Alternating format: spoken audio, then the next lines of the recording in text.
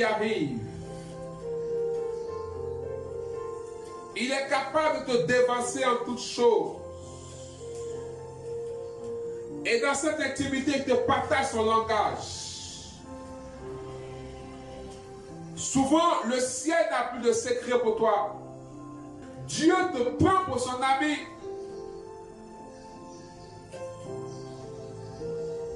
Il y a un langage, le langage. Tu sais que quand tu entends sa voix, tu sais. Quand il est triste, tu sais. Il y a un code que vous avez. Quand il se manifeste, le code vient. Tu sais que c'est lui qui a fait. L'intimité, c'est ça. Oui, arrivé un moment, on n'a plus besoin de signes pour reconnaître notre ami. N'est-ce pas? Quand on est vraiment avec lui. Quand on entend sa voix pendant plusieurs personnes, on sait. Quand tu arrives chez lui, même s'il n'est pas là, tu sais, tu peux te comporter comme si tu étais chez toi. N'est-ce pas? Parce qu'il y a une intimité. Nous sommes entrés dans le lieu sacré. Nous sommes dans ce qui est profond. C'est pourquoi aussi, à cette étape des relations humaines, il y a beaucoup de déceptions et de blessures. Parce que dans l'intimité, il y a la fragilité. Il y a l'abandon total. Tu n'as pas besoin de disposition particulière parce que tu es disposé toujours pour ton ami. Il peut te parler dans la douche, dans le bac, dans le warren, sur le bidet. Au champ, il peut te parler. Tu es un tabernacle vivant. Et j'appelle l'une de mes filles. Je dis, ma fille, ça va? Ça va, papa? Ça va? Elle dit, ça va. Ça va? Ça va. Tu es sûr que ça va? Elle dit, ça va. Il dit, ok, donc dis-moi ce qui ne va pas. Elle dit, aïe.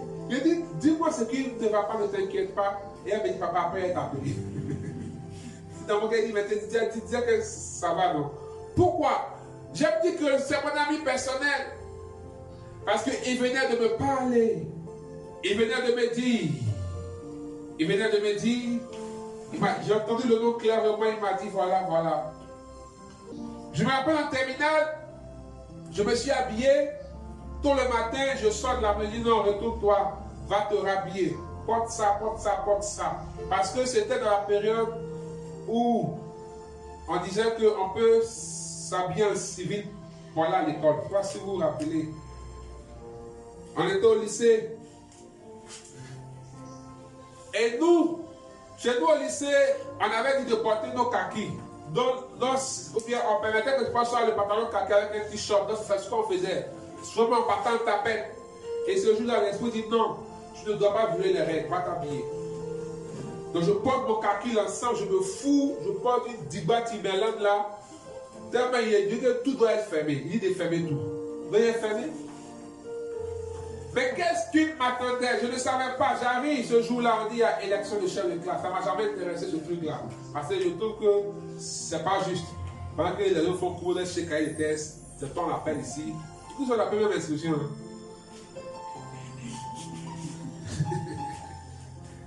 Et on arrive, on dit il y a chef de classe, l'éducateur vient. Bon, moi, ça ne m'a pas intéressé. Tous ceux qui étaient dans la classe, qui voulaient être chef, n'étaient pas en règle dans leur tenue. Il prend les filets, ils ne veulent pas. Il regarde. Il dit, mais toi, lève-toi. Mais il regarde de haut en bas. Ah, mais toi, tu es un élève exemplaire. Il dit, hey, grâce au Saint-Esprit. Et je suis imposé comme chef de classe. Mais l'Esprit savait ce qu'il faisait. Parce qu'au cours de l'année, des choses bizarres vont se passer dans la classe. Les questions de mort. On a assis en classe, quelqu'un tombe là, en train, ça va commencer à parler, telle personne va mourir, telle personne va mourir. Des maladies bizarres sur les élèves, des points par-ci, par-là. Certains sont conduits en conseil de discipline. Je dis, mais attends, je ne peux pas être le chef de classe. Et puis ces choses se passent dans ma classe. Et même ceux qui m'appelaient berger au lycée, pasteur, m'ont dit, mais pasteur, on fait quoi? Là, je dois jouer mon rôle de chef de classe et de prophète. J'ai compris que le Saint-Esprit avait permis ça pour quelque chose. Parce que, en tant que chef de classe et en tant que serviteur de Dieu, Dieu m'a permis de régler beaucoup de choses. Même la fête, si quand on va aux réunions, ils vont parler. Moi, j'ai le dernier mot. Alléluia. parce que tu es intime au Seigneur. Je vais m'arrêter là pour dire à quelqu'un qu'il y a 2 clés pour m'arrêter. La première clé, c'est l'amour. Je l'ai dit. La deuxième clé, c'est le désir. Quand on aime et qu'on veut aller en intimité, il faut désirer, n'est-ce pas? S'il n'y a pas de désir, il y a un problème. C'est tellement sensible et fragile que celui qui le désire, il se donne à lui tout entier. Il faut désirer ardemment, il faut vouloir, il faut soupirer, il faut aspirer. Donc, il faut aspirer et il faut soupirer. Il faut crier à lui pour lui dire, tu me manques. J'ai envie de toi, Saint-Esprit. Oui, tu peux le dire. J'ai envie d'être avec toi. C'est pourquoi j'aime ce chant qui dit, prends-moi dans tes bras, serre-moi dans tes bras. C'est pas seulement à la fille là, tu dois dire ça au gars, tu dois dire ça. Arrête tes SMS nocturnes. Tes serre-moi dans tes bras. Pas pendant ce chant là, il faut aller faire des trucs là. Alléluia. Amen. Serre-moi dans tes bras, prends-moi. Quand tu penses que tu te sens seul, il n'y a personne auprès de toi, dis au Saint-Esprit, serre-moi dans tes bras, je me sens seul. Prends-moi dans tes bras, Saint-Esprit, mon ami. Il faut le désirer. Tous ceux qui le désirent, il se fait présent. Il se donne tout entier dans l'intimité, dans la vérité et la sincérité, le Saint-Esprit. Est-ce que quelqu'un désire l'intimité avec le Saint-Esprit? Est-ce que quelqu'un désire grandir avec le Saint-Esprit?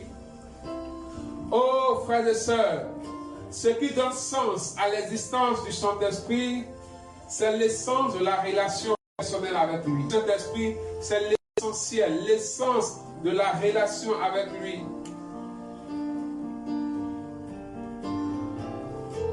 S'il n'y a pas de relation avec l'Esprit, s'il n'y a pas de communion et d'intimité, c'est comme s'il n'était pas là dans ta vie.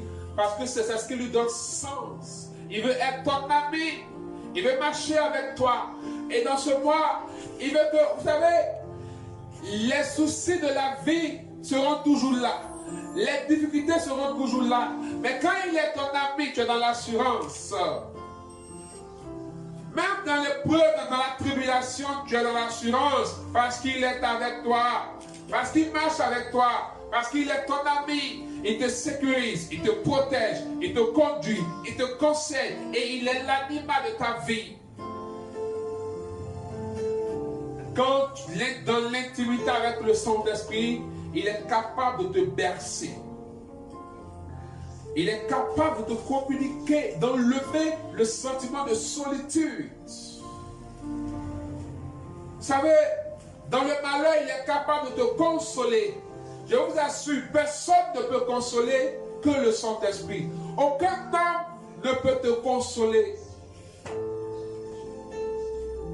On va prendre ce cantique, exactement c'est ça, Dieu te bénisse. Au lieu de dire Jésus, on va dire Saint-Esprit, on va essayer. Il est le meilleur. Mais je vous assure, frère, dans les moments les plus difficiles de ma vie, dans les moments les plus troubles, j'ai toujours crié à lui et eu recours à lui. Les hommes peuvent te décevoir, les hommes peuvent te trahir, les hommes peuvent te blesser, mais l'amitié du Saint-Esprit est sûre et sans faille.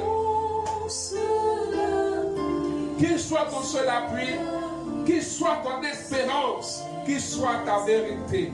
Rabashakara, Dora Sakara, Remanski Borosheka.